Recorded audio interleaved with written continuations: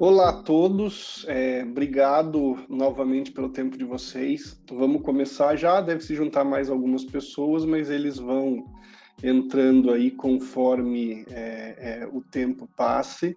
Continuando aqui, isso aqui a gente também explorou bastante na palestra anterior. A gente falou de algumas das técnicas de inteligência artificial. Então a gente falou de machine learning, a gente falou de redes neurais, a gente falou do domínio de cada uma e para que cada uma dessas técnicas é usada, e de outras buzzwords aí que estão escritas na tela, mas a gente não vai efetivamente discorrer sobre isso hoje. Novamente, isso foi discutido no webinar anterior que está disponível.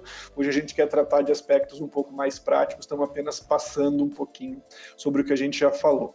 Uma coisa que eu quero que vocês guardem é o que a gente chama de regra do 1 segundo. Isso não é meu, é do professor Andrew Ng, de Stanford, que é um dos maiores especialistas em inteligência artificial do mundo, o primeiro diretor do Google Brain, então a grande iniciativa de inteligência artificial do Google.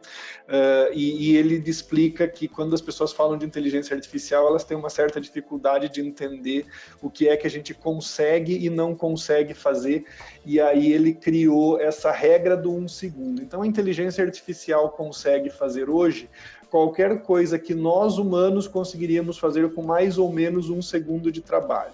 Então, ela conseguiria identificar rapidamente um rosto, diferenciar um animal, encontrar onde está um objeto, fazer avaliação de objeto, se está quebrado ou se não está quebrado, verificar se um documento é falso ou não é falso, identificar, né, aqueles sistemazinhos que a gente tem na internet que identificam rapidamente uma música. A gente faz isso também. Pô, começou a tocar, que legal, eu gosto dessa música. Então, tudo isso a gente consegue, a inteligência artificial consegue fazer. Mas qual é a diferença para nós? É que nós aprendemos com muita facilidade. Isto é, o dataset, a gente chama assim, necessário para você aprender a fazer qualquer uma dessas coisas como ser humano, porque a nossa capacidade cognitiva é muito superior, é muito mais simples. Então, se você mostrar para uma criança um gato e um cachorro, e depois perguntar para ela o que é gato, o que é cachorro, ela já vai saber. Não, no sistema de inteligência artificial não é assim. A gente precisa suprir milhares ou algumas vezes centenas de milhares de informações específicas, o que é um gato, o que é um cachorro, até ele conseguir fazer esta dedução.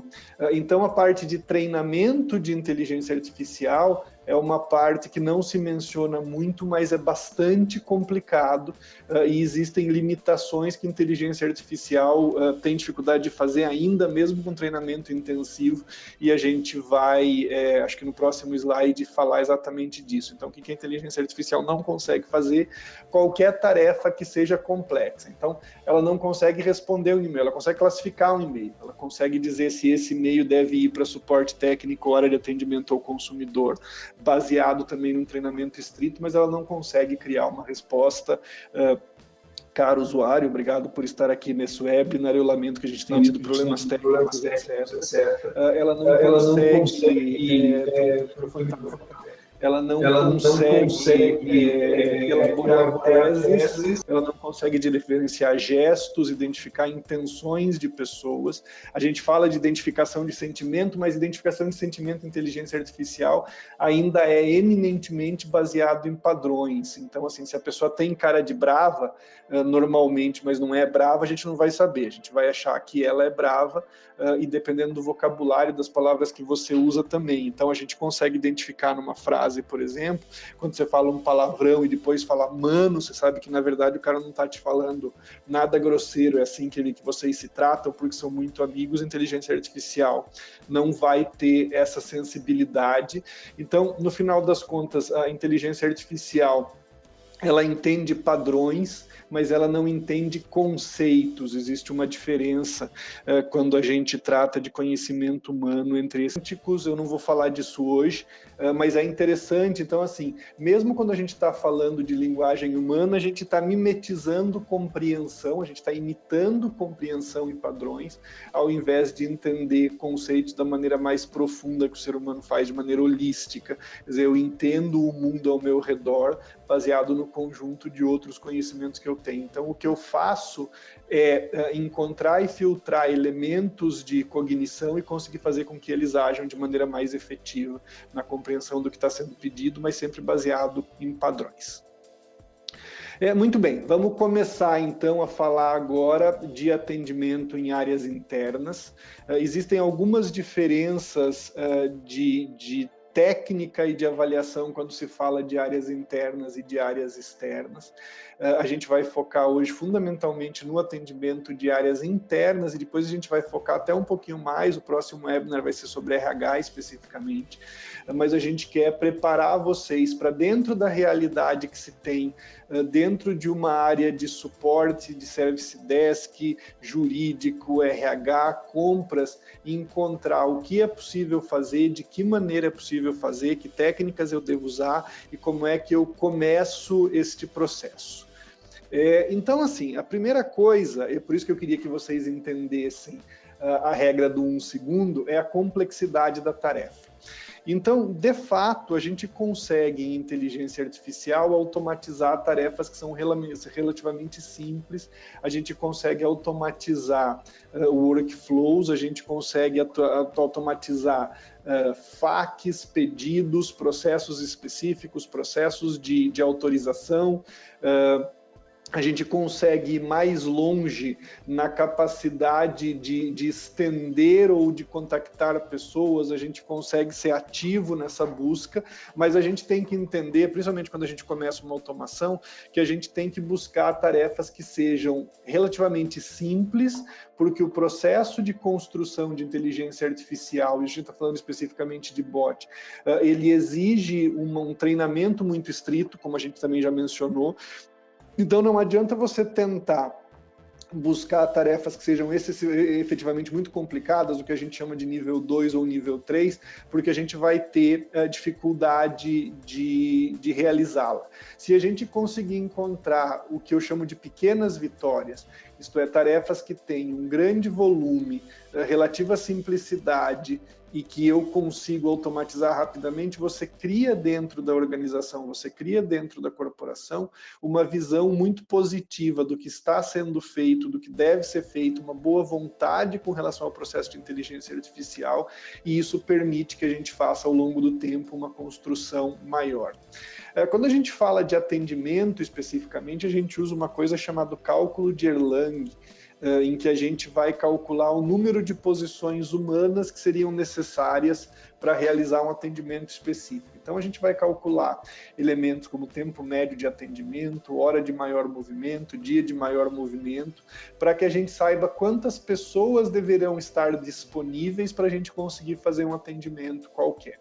Quando a gente está falando de automação, nós não precisamos nos preocupar tanto com esta curva de atendimento, porque a gente consegue colocar tantas unidades de atendimento, a gente tende a chamar isso de portas, quanto são os necessários para fazer isto. No entanto, também é verdade, como a gente falou, que inteligência artificial é muito menos flexível do que a inteligência humana.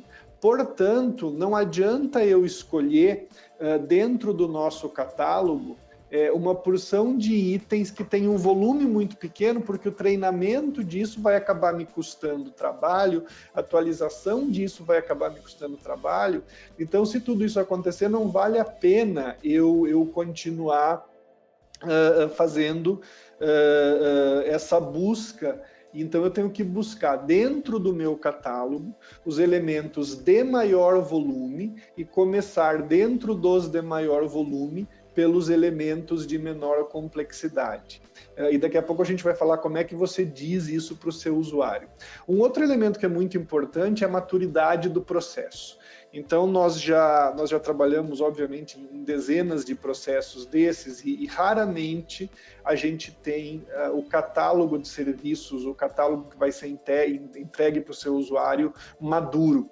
Normalmente, nós temos que organizá-lo, porque, de novo, o ser humano é bastante flexível, os sistemas não são, mesmo os sistemas de inteligência artificial. Você tem que ter uma clareza no processo, porque ele não conhece muitos contornos ao redor do processo. Então, a primeira coisa que a gente precisa ter é um catálogo de serviço, uma base de conhecimento bastante organizada, porque isso vai facilitar o processo de implementação e o processo de treinamento do bot.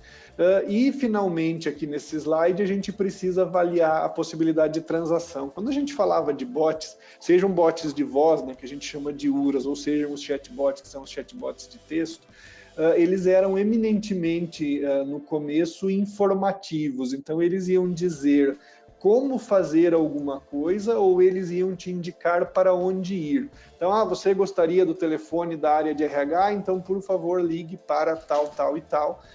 E aí, essa seria a função dele. Ele era mais um concierge, ele era mais um recepcionista do que propriamente uma unidade de serviço que resolvia problemas. E aí, o que a gente está fazendo e o que a gente vem trabalhando ao longo desses anos é para transformar esses bots em bots transacionais, isto é, a gente não quer só que ele te diga como fazer alguma coisa, a gente quer que ele faça alguma coisa. Então, se você vai, por exemplo, fazer um pedido de férias, a gente quer que você possa fazer isso do começo ao fim e já resolva ali. A mesma coisa, falando de RH, se você vai pedir uma carteirinha adicional do plano de saúde, se você vai discutir alguma questão relativa ao seu ticket de refeição. Na área de Service Desk, que é uma outra área que a gente tem usado o bot hoje em todas as operações, se você quiser resetar sua senha, se você quiser verificar a disponibilidade de um sistema ou de um serviço, você deve fazer isto dentro do bot, sem sair dessa tela. A gente chama isso de resolução em tela única. E para você fazer isso, eu preciso integrar o bot com outros sistemas.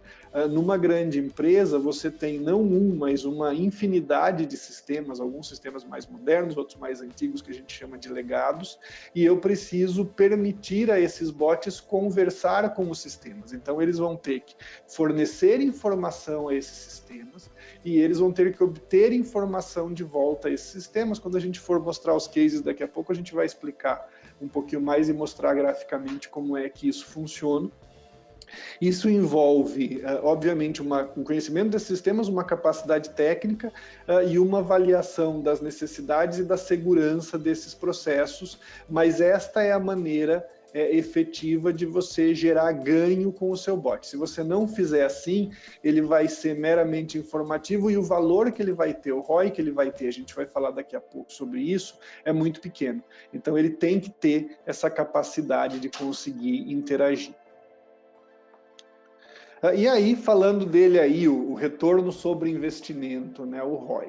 Como é que a gente pensa nele? Como é que a gente avalia esse ROI? Então, assim, o ROI é avaliado de maneira muito simples.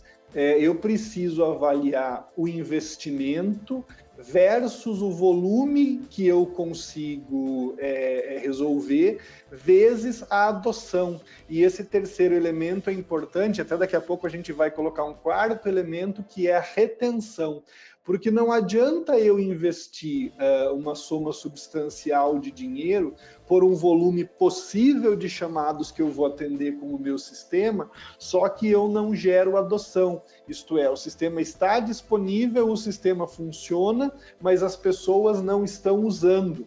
Então, eu preciso fazer com que a adoção funcione de maneira efetiva e depois que a adoção funcionar de maneira efetiva, a retenção também tem que ser efetiva. Isto é, a pessoa não pode só passar pela ferramenta. A ferramenta tem que resolver o problema dela.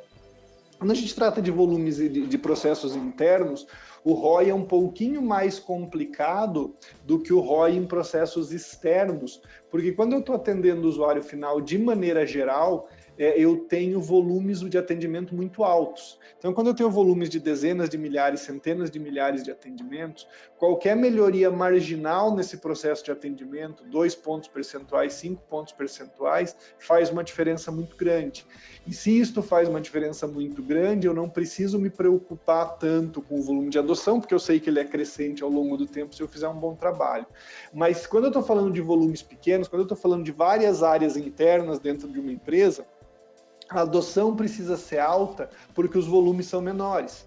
Eu dificilmente tenho no Service Desk um volume maior do que 2.000, 3.000 tickets, empresas muito grandes, isso chega a 5, 10, e em outras áreas de RH é ainda menos, área de suprimentos é ainda menos. Então, assim, é relevante, vale a pena ter bots nessas áreas? Vale, desde que respeitados esses princípios de cálculo e ROI, para que esse sistema acabe não sendo uma decepção. Como é que a gente calcula ROI de maneira geral?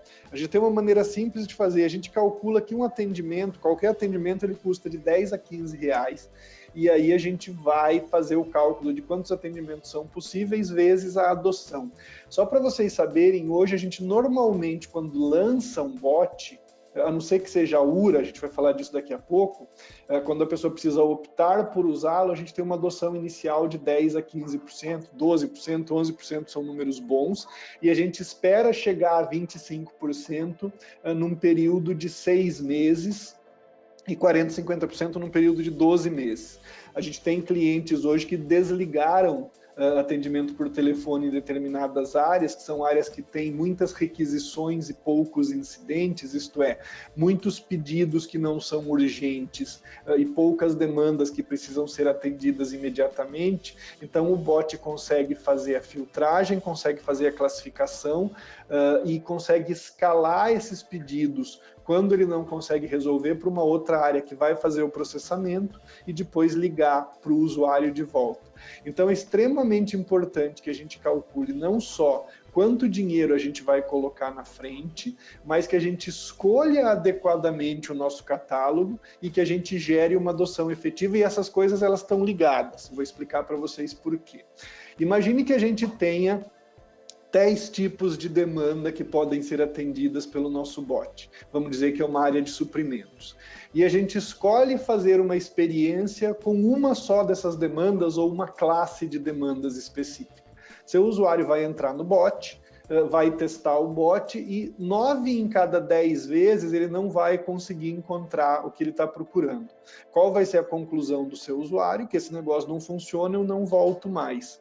Quando a gente começou os nossos processos alguns anos atrás, a gente fazia essas experiências de vamos colocar um processinho só e ver no que dá, mas isso é alguma coisa que a gente abandonou há um bom tempo. A gente é muito firme hoje que a gente precisa colocar dentro dos processos de autoatendimento os fluxos que são mais relevantes para o usuário, porque a gente só tem uma primeira chance de causar uma primeira boa impressão e a gente precisa causar uma boa impressão para que ele volte a usar a ferramenta e para que eu aumente a adoção da ferramenta. Se eu não fizer isto, eu corro o risco de queimar todo o meu trabalho, porque eu posso não conseguir uma segunda chance. Então a gente precisa fazer com que não só a escolha de processos, a maturidade desses processos, a qualidade do processo de atendimento seja efetivo, como também a gente precisa escolher a ordem pela qual a gente começa, e isso é uma experiência e uma sensibilidade que vem com o tempo. Uma outra pergunta que sempre me fazem é sobre chatbot e voicebot. Qual é a diferença entre os dois? Quando a gente está falando de chatbot, a gente está falando daqueles robozinhos que a gente consegue colocar na web, que a gente consegue colocar em telefonia, que a gente consegue colocar em apps, que a gente consegue colocar em pontos de autoatendimento. E quando a gente fala de voz, a gente fala fundamentalmente de URA, mas a gente tem hoje um avanço muito grande de dispositivos que são capazes de fazer processamento de voz e te responder.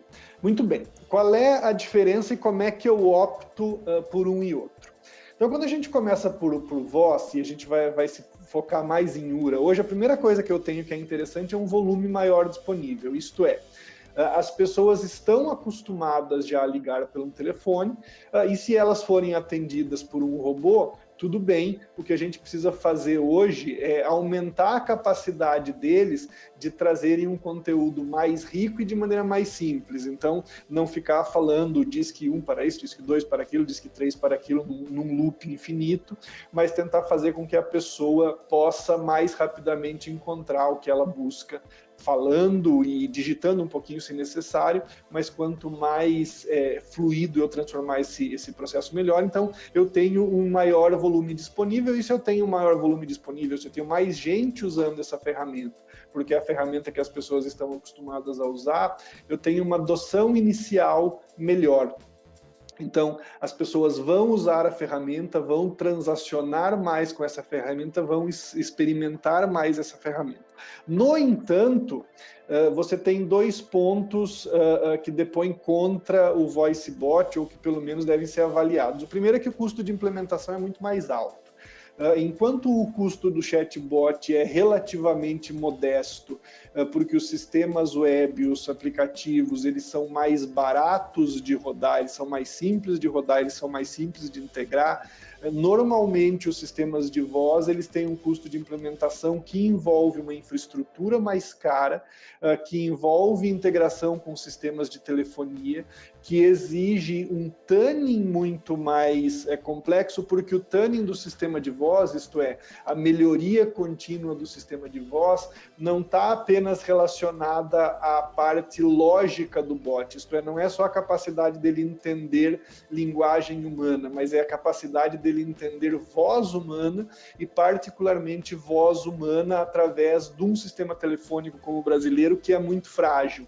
Então, quando você olha o sinal telefônico do Brasil graficamente, você vê que você só tem um fiozinho ali algumas vezes, e imagina que se para nós, seres humanos, a nossa enorme capacidade de processamento, é difícil entender o que as pessoas estão falando algumas vezes, para um sistema é muito mais difícil. Então, o custo de implantação e o custo de tuning é mais alto, e você tem uma efetividade melhor como canal transacional. Isso eu vou explicar com um pouquinho mais de detalhe. Quando você está tratando com um chatbot multimídia, é muito fácil você fazer downloads, enviar arquivos, receber arquivos, ver um carrossel de opção de produto, escolher entre janelinhas, porque elas vão estar todas colocadas ali ao mesmo tempo. No entanto, quando você está falando no telefone, você só tem um canal de entrada, que é a voz, e você só tem um canal de saída, que é a voz também. Então eu não posso ler textos muito longos porque fica muito chato, eu não posso te oferecer links para você clicar, eu tenho uma dificuldade muito maior de te mostrar um conjunto de possibilidades múltiplas. O que eu consigo fazer é te dar a opção, olha, você prefere isso ou você prefere aquilo, mas eu não consigo ver nada. Eu só estou usando o meu ouvido e a minha voz. Então aí eu vou passar ali pelo chatbot ao contrário, quer dizer, eu vou lá para a última linha, que é o uso mais rico de multimídia. A gente consegue dar muito mais opção, a gente consegue mostrar muito mais coisas, a gente consegue fazer carrosséis, a gente consegue mostrar gráficos, a gente consegue mostrar botões, e isso tudo faz com que a experiência do usuário seja mais rica.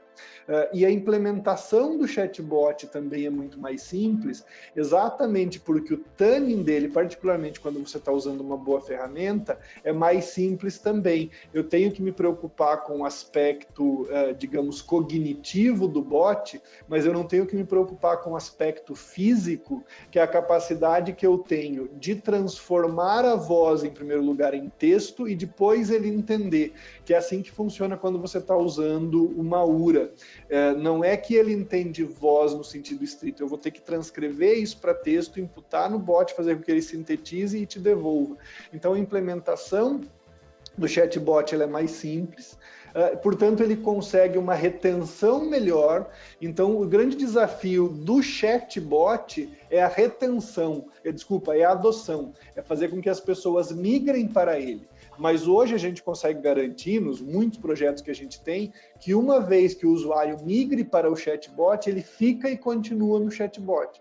Então eu preciso fazer com que a adoção seja forte através de campanhas de marketing efetivas e agressivas, porque ele vai ficar retido. Já na voz, eu consigo fazer com que a pessoa adote, isto é, a pessoa vai usar a minha URA porque é o canal que ela conhece, mas não necessariamente ela gosta desse canal. Aliás, eu conheço, a gente viu uma pesquisa recentemente de que apenas 13% das pessoas gostam de ligar para centrais de atendimento, e a gente não ficou surpreso com os 87%, a gente ficou surpreso com quem são os 13% que ainda sentem prazer em ligar para a central de atendimento ou falar com URA. Então, o desafio inicial do chatbot sempre é o potencial de adoção inicial, e como é que a gente contorna isso, a gente vai falar disso daqui a pouquinho. Então, o que a gente deve fazer para conseguir um sucesso na nossa implementação de automação e atendimento? Em primeiro lugar, os canais devem ser integrados. Isto é, eu não posso ter um bot, digamos, na área de RH, um bot na área de atendimento ao usuário final, um bot na área de Service Desk. Eu devo fazer com que esses bots todos sejam integrados e, mais que isso, os canais devem ser todos integrados. Isto é, eu preciso conseguir fazer com que o meu usuário trafegue da URA para o bot, trafegue do bot para a URA, trafegue tanto do bot quanto da URA para um atendente humano, que quando receber o input dele, não vai começar a perguntar tudo de novo. Eu acho que todos vocês já passaram por isso, então você fala um monte de coisa para um atendente, aí você cai no outro, ele começa a te perguntar todas as coisas tudo de novo, ou você digita lá um monte de informação na URA e quando você chega no atendente, ele fala, no que posso ajudá-lo? Você fala, mas eu já te disse no que eu posso te ajudar. Então, nós somos hoje muito estritos no fato de que a gente precisa integrar esses canais. Quando o atendente recebe uma informação, ele recebe um usuário, ele já deve vir com toda a informação sobre o que está acontecendo, por que está acontecendo e que atitude precisa ser tomada. Uma outra coisa que a gente consegue fazer na plataforma SOF é fazer a programação da URA e do chatbot no mesmo sistema, a gente chama de gestão de conhecimento, Knowledge Manager. Então você vai programar a URA e o chat a partir de uma mesma base de conhecimento, no entanto, respeitando as limitações de cada um desses sistemas. Isto é, eu sei que na URA o texto tem que ser mais curto, eu sei que na URA eu não posso oferecer opções multimídia, ou opções de produto, ou opções de botões, então eu programo os dois para dar a mesma resposta, para dar a mesma qualidade no usuário, no entanto, respeitando as características de cada um dos sistemas. A gente unifica os dados, então eu preciso saber por que canal o meu usuário entrou, até porque a gente com isso vai conseguindo pilotar como é que a gente trabalha cada um dos canais para aumentar a efetividade dele. O que a gente chama de transição e continuidade de canais, isto é, a gente consegue hoje fazer com que o usuário, dentro de um chat, peça para ligarem para ele, e estando falando com uma URA, receber um SMS ou um WhatsApp para que ele continue o atendimento. Transbordo hoje é muito importante, isto é, você está falando com um sistema eletrônico e você quer passar para um atendimento humano e você tem que ter essa possibilidade de fazer. A gente precisa unificar as bases de conhecimento, são poucas as empresas do Brasil hoje que têm uma área de gestão de conhecimento unificada. Eu acho extremamente importante, porque quando você trabalha com automação, todas as automações elas vão consumir informação a partir de bases de conhecimento estruturadas. E quanto mais estruturada essa base for, quanto mais rica essa base for, maior o potencial de sucesso. E a gente acha que é adequado que a área de gestão de conhecimento, o nome moderno para isso é curadoria, possa trabalhar em uma plataforma só, isto é, gerir a partir de uma plataforma única, conhecer uma plataforma única e trabalhar dentro de uma plataforma única, porque a realidade que ainda é a realidade mais presente hoje é de você ter sistemas de atendimento distintos, apartados, diferentes dentro de uma mesma empresa, e aí você precisa ter núcleos de conhecimento também especializados e que vão ter que trabalhar com cada uma dessas ferramentas. Aí falando um pouquinho de adoção e retenção, que são elementos que a gente estava discutindo aí um pouquinho atrás. A gente chama de adoção a porcentagem de usuários que usam a plataforma. Isso é um desafio grande quando você vai colocar sistemas que o usuário não está acostumado, tipo chatbot. Então, se ele está acostumado a ligar para um 0800, você vai ter que convencê-lo a usar o chatbot. Aquela transição de canal que a gente falou, ela é legal por causa disso. Então, você diz para o usuário, olha, você pode ser atendido aqui, mas você pode ser atendido também através de um chatbot se você quiser. Quer que eu te mande um SMS, que vai ser gratuito? Quer que eu te mande um WhatsApp para você continuar o atendimento? Então, a adoção, ela tem a ver com um bom marketing, com um bom início de processo de organização do que você vai colocar para o teu usuário, com uma comunicação clara. e é importante que ela seja alta desde o início para você criar um fluxo positivo.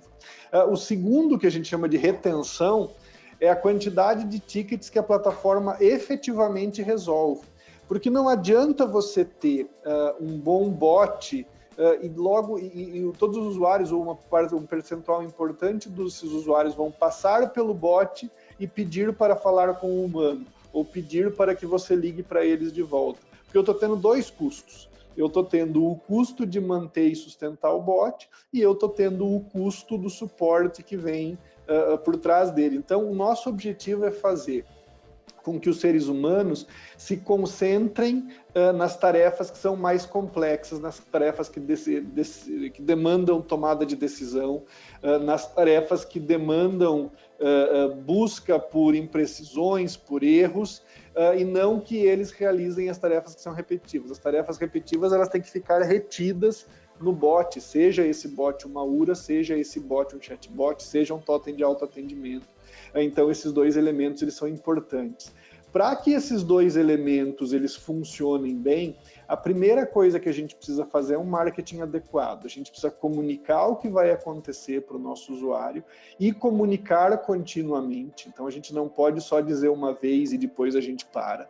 Particularmente quando é um processo interno, eu tenho que manter isso constante. A gente, quando faz lançamento hoje de bots de processo interno, a gente manda e-mails, coloca em TV corporativa, coloca banners nas áreas de maior tráfego da empresa, coloca banners nos refeitórios, porque tudo isso é importante para o usuário saber da disponibilidade e saber que essa alternativa existe. O segundo desafio, obviamente, é técnico, então eu preciso fazer com que funcione, eu preciso fazer com que eu mantenha essa estrutura funcionando todo o tempo, que essa estrutura seja adequada, que essa estrutura esteja integrada, que essa estrutura seja segura, que essa estrutura seja escalável. E o terceiro desafio é a experiência do usuário efetivamente. Então eu preciso fazer com que ele goste. Se o meu usuário tentou e o bot não respondeu, se o meu usuário tentou, não resolveu o problema dele, teve que falar com mais alguém. Se o usuário abriu um chamado, ninguém retornou para ele, o problema não foi resolvido. Ele vai voltar para os outros métodos, que são os métodos que a gente sabe que custam mais caro e levam mais tempo, que é buscar ali o colega dele que trabalha na área de atendimento, que é tentar ir diretamente resolver o problema e não respeitar o processo de estrutura de suporte e atendimento, que é o que ele deveria fazer. Para isso, para que tudo isso aconteça, é extremamente importante que a gente tenha um feedback e uma atuação continuada da equipe editorial, da equipe de curadoria e da equipe de gestão desse bot, que a gente reforce a marca e a imagem. Uma coisa que quase todos os nossos clientes fazem é uma eleição para escolher a marca do seu bot. Daqui a pouco a gente vai ver algumas das opções, porque isso gera um engajamento maior, isso gera uma conscientização do que está sendo feito, isso gera uma expectativa, e aí quando você lança o seu bot, você tem uma aceitação muito maior. É normal que nos primeiros dias você tenha muita gente testando a ferramenta até que você estabiliza, né, num nível adequado, no nível que a gente espera, e aí a partir desse nível estabilizado é que a gente vai fazendo a melhoria contínua para colocar mais processos, para fazer com que esses processos andem de maneira mais fluida, identificando erros, identificando imperfeições no dia a dia. Falando um pouquinho de adoção, então, que é o nosso processo inicial. Primeira coisa é comunicar ao usuário o que vai acontecer. Eu já falei da eleição do nome, da eleição de marca, isso é bastante usado. A gente também explica como usar a ferramenta. Então, olha, a ferramenta vai estar disponível na intranet a partir do dia tal. Clique nela, a partir daí você vai seguir as opções. Os catálogos iniciais que vão estar disponíveis são atendimento de TI, depois a gente vai ter RH, depois a gente vai ter atendimento de times de campo e assim por diante. Um outro elemento é encontrar os canais adequados. Então, cada empresa ela tem um conjunto de canais que são os mais usados. Pode ser a intranet, pode ser o Skype for Business, Jabber, Yammer, para quem usa Google Meeting. A gente tem todos esses canais já são integrados hoje às nossas ferramentas, mas a gente não coloca todos de uma vez. A gente vai encontrar os que são mais ricos, os que são mais interessantes para o nosso usuário, e a partir daí, dessa disponibilização de canais, a gente vai tentar forçar a mudança de canal. O que a gente chama de forçar a mudança de canal é passar do telefone para canais digitais, porque os canais digitais são mais simples de atender, como eu já expliquei, eles te permitem uma riqueza maior e possibilidades maiores no atendimento, e eles permitem que a gente colha dados do usuário mais ricos, portanto que a gente identifique padrões de uso, e a partir do momento que a gente identifica esses padrões de uso, a gente consegue incentivá-los da maneira adequada para que a gente aumente cada vez mais a proporção dos usuários que conseguem atuar.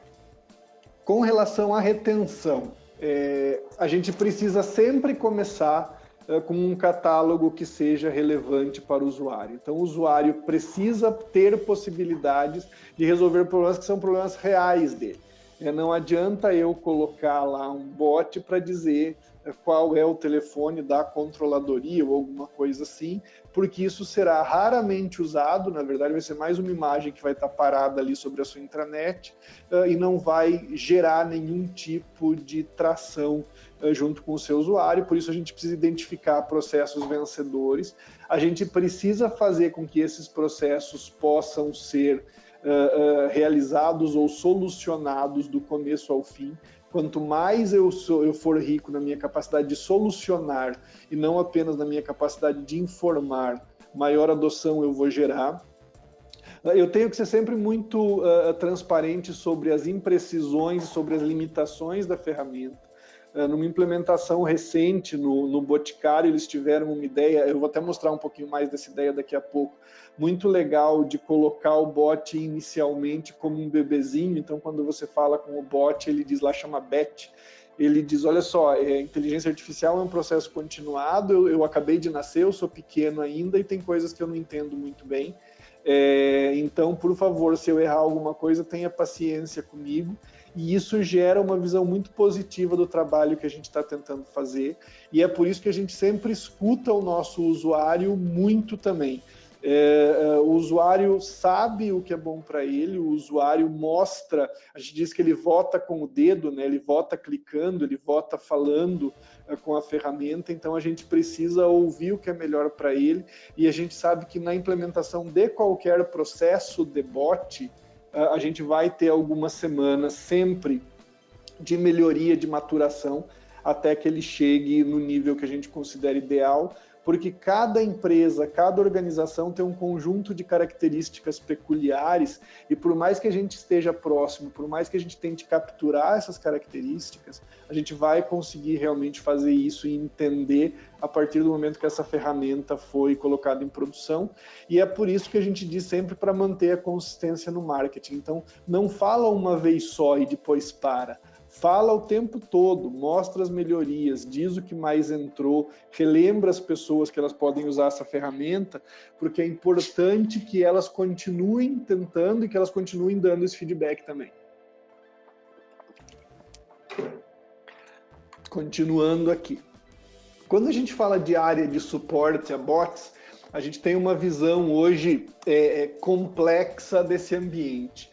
Então, dependendo do tamanho do projeto, e hoje o interessante é que os projetos eles começam dentro de uma área específica, mas eles vão crescendo, porque eles passam a abarcar determinadas áreas, a gente tem uma porção de especializações que vão da plataforma de experiência de usuário, possibilidades de integração, compreensão do cenário técnico da empresa, gestão de conhecimento, que é extremamente importante, gestão de qualidade, análise de negócio para que eu saiba o que está funcionando e o que não está funcionando, marketing continuado, como eu já falei, uma pesquisa do núcleo da ferramenta, se ele está respondendo adequadamente às necessidades daquela empresa. A gente tem muitos clientes hoje que são globais e que usam bots multilíngua, por exemplo, então a gente precisa manter uma consistência nisso, e a gente trabalhou bastante ao longo dos últimos 2 anos, para que essa experiência multilíngua fosse rica. Hoje, inclusive, a gente tem bots que reconhecem o idioma inicialmente e conseguem responder, mas todos esses profissionais, eles trabalham no que a gente chama de squads, né, de grupos multifuncionais, para que você consiga manter o seu bot funcionando. Obviamente, eu estou falando de volumes grandes e complexidade grande, então você não precisa de todos estes profissionais para fazer um bot simples. No entanto, você precisa de várias especialidades, de vários desses grupos aí, estabelecidas, mesmo que o seu processo de bot não seja tão grande, não seja tão complexo. E a gente sabe que precisa começar pequeno, mas a ambição é sempre que a gente consiga evoluir rapidamente. Então, repassando um pouquinho algumas das coisas que a gente falou, quais são os segredos aí de um processo de automação bem sucedida do seu bot? A primeira é a avaliação do retorno sobre o investimento. A segunda, eu preciso escolher os fluxos de maneira adequada, então onde eu quero chegar, como eu quero chegar, em que tempo eu quero chegar. Eu preciso organizar as bases de conhecimento de maneira que elas sejam facilmente consumíveis pelos processos de automação que eu criei. Eu preciso criar um plano de trabalho efetivo, eu preciso ser muito eficiente no meu marketing, e depois do meu go live, depois que eu lancei o meu bot, o trabalho não acabou, o trabalho não acaba nunca. Eu vou o tempo todo estar trabalhando para melhorar, eu vou estar trabalhando para ampliar, eu vou estar capturando dados dos meus usuários, porque aí eu consigo transformar esse núcleo inicial num núcleo de grande eficiência para o meu usuário. Aqui eu tenho uma matriz de responsabilidade entre o fornecedor e o cliente. Então, eu sempre digo que o processo de automação é um processo a 4 mãos. Então, não existe o fornecedor, nós, a Stefanini, irmos lá, fazermos tudo e o cliente ficar esperando. Eu preciso que o cliente me explique a natureza da cultura da empresa na qual eu estou trabalhando, que ele me ajude com a comunicação, que ele me ajude a abrir as portas das áreas tecnológicas de segurança de negócio para que eu converse com as pessoas e consiga os elementos de construção que vão ser necessários, que ele me ajude nos testes e que ele se sinta dono desse projeto, assim como nós nos sentimos. Então, a gente precisa explicar as limitações, a gente precisa explicar as melhores alternativas, a gente tem que ser honesto a respeito do que a tecnologia pode ou não pode trazer, mas no final das contas, o que a gente chama de propriedade conjunta é muito importante. Então, o nosso cliente precisa, desde o começo, estar junto conosco nesse processo de construção. Isso aqui eu vou pular agora, até porque a gente está com pouco tempo. Eu queria discutir com vocês, em primeiro lugar, como é que eu vou saber se o meu projeto funcionou? Então, você vai medir o índice de adoção e o índice de retenção. Você vai verificar a porcentagem dos tickets que foram processados sobre o total, e não importa que no começo seja pouquinho, isso tem que crescer. Você vai avaliar quanto é que eu estou retendo, isso é, não só quantas pessoas estão usando, mas quantas pessoas estão satisfeitas. E aí sim, a gente tem outras métricas nos nossos dashboards de taxa de abandono, de resposta certa sobre o total, de dúvidas que a ferramenta teve e não conseguiu concluir, do que foi transbordado para o ser humano. Então aí depois você vem uma granularidade a respeito de como fazer isso funcionar, que vem em dashboards como esse aqui, ou como esse aqui, mas a gente quer sempre entender o que o nosso usuário consegue fazer. Falando aí da nossa plataforma SOFI, a única plataforma hoje da América Latina reconhecida pelo Gartner, a gente chama de plataforma 360 graus, exatamente pela capacidade que ela tem de atender em diversos canais. Ela tem várias carinhas diferentes aí em vários dos nossos clientes, a gente vai falar de alguns deles, então a SOFI raramente chama SOFI, ela sempre tem um nomezinho, um jeitinho, uma personalidade para atender as necessidades dos nossos clientes. E aí falando de alguns cases que são cases muito legais, o case da Caixa, né? O nosso bot se chama Aisha, ele atende hoje mais de 150 mil funcionários, prestadores de serviços, são mais de 3 mil agências bancárias, mais de 11 mil lotéricas da Caixa. Vou mostrar a Aixa funcionando rapidamente para vocês. Tem um videozinho dela aqui. Eu tenho a Aixa Web e eu tenho a Aixa Skype for Business, mas é indiferente, eu vou mostrar só web para vocês. Então hoje, quando você entra no portal de autosserviço da Caixa, o que você vai ver é essa explicaçãozinha aqui de como é que a Aixa vai te atender. Vai colocar o usuário e a senha. Na Caixa você optou por ter menus para clique com as demandas mais buscadas, não necessariamente isso é necessário, a gente tem vários outros clientes que não têm esses menus, mas lá o conjunto de opções é muito grande, dúvidas é muito grande, você consegue clicar, você consegue perguntar, mas uma coisa que eu queria mostrar e que é muito legal na Aixa é que ela não apenas atende, quando a Aixa se integra aos sistemas de atendimento, nesse caso um sistema que se chama Remedy, a gente gera registros, a gente gera ações para serem tomadas por outras áreas da Caixa.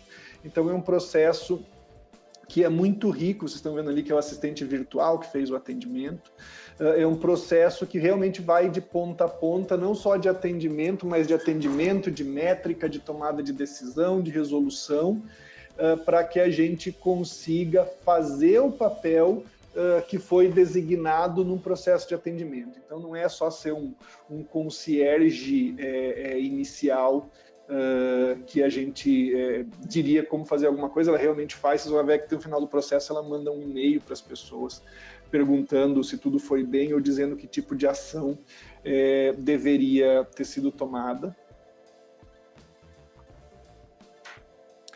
Essa é a nossa amiga Aixa. Deixa eu voltar para a minha apresentação aqui.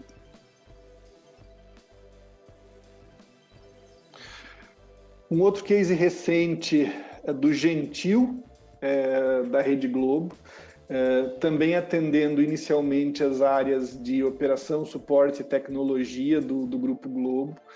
O Gentil atende via texto, o Gentil atende via voz. A personalidade dele foi pensada durante vários meses para que ele fosse, obviamente o nome reflete isso, gentil. Então se imaginou que as pessoas, quando elas ligam para uma área de suporte, elas já estão um pouco estressadas. Então ele foi todo criado, ele faz piadinhas a respeito da Rede Globo, ele faz piadinhas com o usuário, ele fala do tempo, ele fala de música. O Gentil, ele é uma simpatia, e foi legal trabalhar como empresa de comunicação com a qualidade da Globo, porque a gente aprendeu muito com eles a respeito da maneira de falar com o usuário e de convencer o usuário e de encantar o usuário. Então foi uma experiência muito legal. Gentil já sendo ampliado para diversas áreas das organizações Globo. E o terceiro eu estava falando para vocês do Boticário, uma outra empresa notável na maneira como trata as pessoas, na maneira como trata projetos, na maneira que se relaciona com seus fornecedores. Também tem sido um enorme prazer trabalhar com eles, porque eles trazem ideias muito boas. Uma delas é exatamente essa aí que eu estou mostrando para vocês e que eu mencionei, essa aí é a Beth. Então a Beth, ela começa como um bebezinho, ela tá nessa fase ainda, ela está aprendendo, ela está interagindo em processos mais simples, e depois ela tem 2 fases previstas ainda. Começou também no atendimento interno, mas já existe projeto de ampliação para várias outras áreas do grupo, e é importante dizer isso. A gente sempre pensa no bot como uma entidade única que atua num grande conjunto de plataformas, que atua num grande conjunto de áreas, porque quando você fala de uma corporação, não tem como ser diferente disso. Então, o que a gente quer é que ela realmente possa evoluir, mas essa evolução, ela não é traumática, porque você vai criando um núcleo de conhecimento de gestão dessa plataforma dentro do seu cliente, e a partir disso você simplesmente vai tombando áreas adicionais e vai ampliando sua capacidade de realizar e de aprender e de integrar com os sistemas do nosso cliente. Aí uma menção do Gartner, a Sophie, que a gente ficou bastante orgulhoso, né? O Gartner, no começo desse ano, mencionando que a Sophie já está funcionando em mais de 80 dos nossos clientes, suportando mais de 60 línguas. E aqui o Gartner novamente dizendo que a Sophie pode efetivamente suportar clientes em manufatura, vendas, serviços, life sciences, né, que é uma expressão que se usa para medicina, produtos médicos, etc., e educação. E aí eu agradeço o tempo de todos vocês, agradeço mais uma vez a presença de todos vocês. Tá aí o meu e-mail, tá aí o meu telefone, esse é o meu WhatsApp também. Fico à disposição. A gente tem ainda, acho que alguns minutos, eu vou olhar aqui na janela de bate-papo se a gente tem alguma pergunta.